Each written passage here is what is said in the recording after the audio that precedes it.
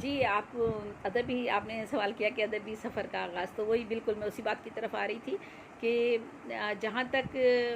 ادبی سفر کا آغاز ہے تو میں نے وہ بالکل میرے والد جو تھے وہ بہت زیادہ پڑھے لکھے تھے، اور ان کو مطالعے کا بہت زیادہ شوق تھا، اور دنیا کا کوئی ایسا علم نہیں تھا جو وہ جس کے بارے میں وہ نہیں چاہتے تھے کہ وہ میرے والد دنیا کا ہر علم حاصل کرنے کے لیے ہر وقت جستجو میں رہتے تھے۔ ان کے پاس دنیا بھر کی کتابیں تھیں اس زمانے میں، وہ جو تھا انگریزی ادب اور رشیا کا ادب اور پاکستانی ادب اور بے شمار، اور ادب کے علاوہ تاریخ اور سائنس اور بہت سارے موضوعات جو تھے وہ ان کے پسندیدہ تھے۔ تو میں نے جب اپنے گھر میں میں نے جس ماحول میں جب اپنی آنکھ کھولی تو مجھے ارد گرد اپنے کتابیں ہی نظر آئیں، بے شمار کتابیں نظر آئیں، اور میں نے بہت بچپن میں میکسم گورکی کی ماں، ذلتوں کے مارے لوگ، اور منٹو، عصمت چغتائی، راجندر سنگھ بیدی، کرشن چندر، یہ سارے شعراء و ادبا، بے شمار مختوم، محی الدین، اور کافی شعراء و ادبا کو میں نے جو تھا اس زمانے میں ہی اپنے گھر میں ان کی کتابیں دیکھیں اور میں نے ان کو پڑھنا شروع کر دیا تھا۔ بس وہی سے میری ادبی سفر کا سمجھنے آغاز ہوا، اور کچھ یہ میں اب کہتی ہوں کہ میرے وراثت کا یہ وہ تھا کہ مجھے وراثت میں آیا اپنے والد کی طرف سے، کہ مجھے بھی کتابوں سے زیادہ محبت رہی، لیکن مجھے کبھی بھی اس سے رغبت نہیں رہی کہ کسی بھی اور چیز میں، جیسے اور خواتین کی دلچسپی ہوتی ہے کپڑوں میں ہے، زیور میں ہے، مختلف دنیا کی آسائشات میں ہے، گھومنا ہے پھرنا ہے، نہیں، مجھے کبھی بھی اس طرف میرا دھیان نہیں گیا، نہ مجھے کبھی کوئی ایسا مجھے انسانوں سے مل کر خوشی ہوتی ہے۔ بہت ایک زمانہ تھا میرے گھر پر بھی، میں ہمیشہ اپنے گھر پہ پروگرام منعقد کیا کرتی تھی، فیملی کے لوگوں کو بلانا، بچوں کو جمع کرنا، ان بچوں سے تقریری مقابلے کروانا، شعر و شاعری بچے اگر کر رہے ہیں تو اس میں ان کی حوصلہ افزائی کرنا،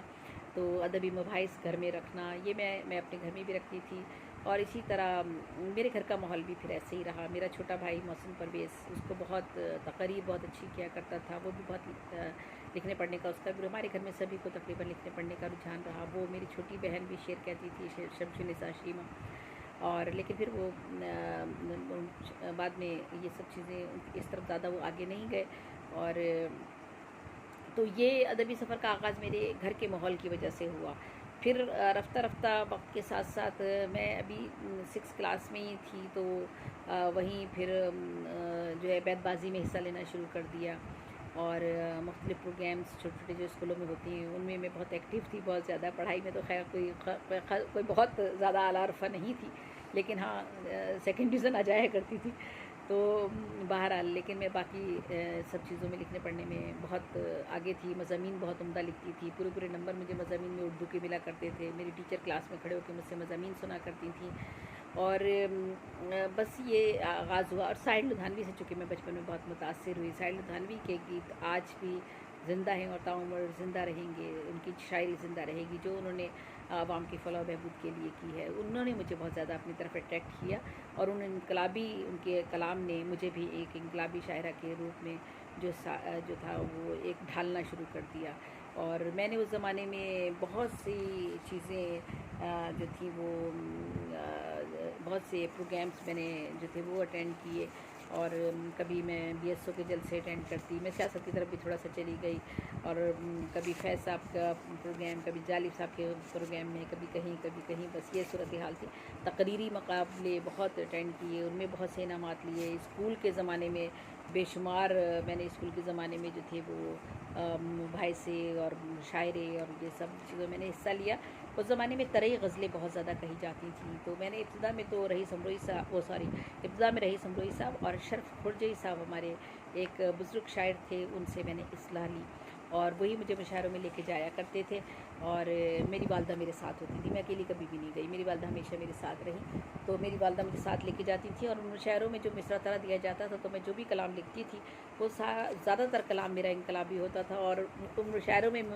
میرے ساتھ تمام سینئر شعراء، بزرگ شعراء میرے منتظر ہوا کرتے تھے، اور کہتے تھے کہ زیبی صاحبہ کو ضرور لے کر آئیے گا ہم، اور وہ اگلی ہم انویٹیشن مجھے دیا کرتے تھے، کیونکہ میرا کلام بالکل جدا گانا اس میں انداز کا ہوتا تھا میرے کلام کا، مطلب اگر وہ مصرع طرح کسی بھی حوالے سے ہو، لیکن میرے کلام میں جو تھی وہ کچھ نہ کچھ انفرادیت ہوتی تھی، اور جو ہے یہی وجہ تھی کہ وہ میں نے زبانی بہت طرح مشاعرے جو تھے وہ اٹینڈ کیے، تو یہ بس وہ تھا، اور مطلب وہ میری جب پہلی میرے ایک جو کتاب ہے تیری یاد آتی ہے، اس میں میرا بہت سا کلام میرا زیادہ تر اسی طرح کا ہے، پھر اس کے بعد بھی میرے جتنا بھی کلام آیا وہ اسی طرح کا تھا، زیادہ تر اسی طرح کا ہے، اس کے بارے میں ہم بعد میں بات کریں گے، اور چونکہ کلپ ہمارے زیادہ لمبے نہ ہو جائیں، اس لیے میری کوشش ہے کہ ہم ذرا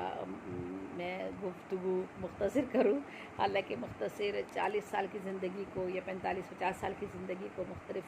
مختصر سے ایک آدھ گھنٹے میں سمیٹنا مشکل تو ہوتا ہے، لیکن میں اپنی طرف سے کوشش کر رہی ہوں۔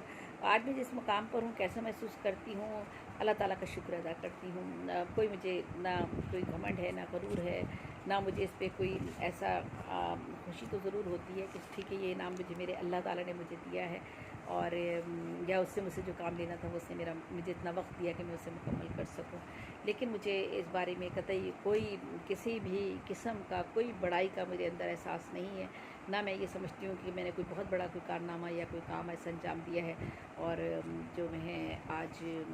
جو ہوں یہاں پر کسی بہت افضل مقام پر ہوں، نہیں، ایسا کچھ بھی نہیں ہے، بس میں ایک عام سی قلم کار ہوں، لکھ رہی ہوں، کام کر رہی ہوں، کیونکہ میرا اللہ تعالیٰ مجھ سے یہی چاہتا تھا۔